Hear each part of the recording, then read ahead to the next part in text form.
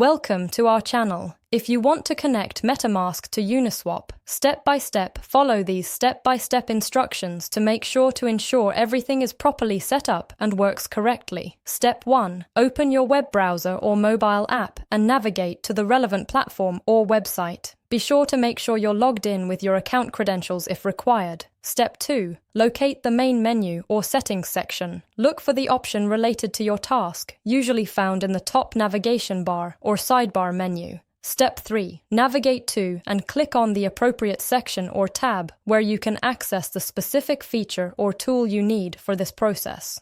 Step 4. Carefully follow the on-screen prompts carefully. Enter any required information such as amounts, addresses, or account details accurate and correctly to avoid errors. Step 5. Thoroughly review all the information you've entered before proceeding. Double-check that everything is correct to prevent any issues or delays. Step 6.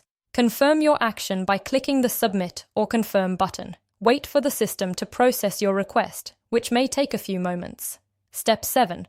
Carefully check your email or notification center for a confirmation message. This verifies that your action was completed successfully.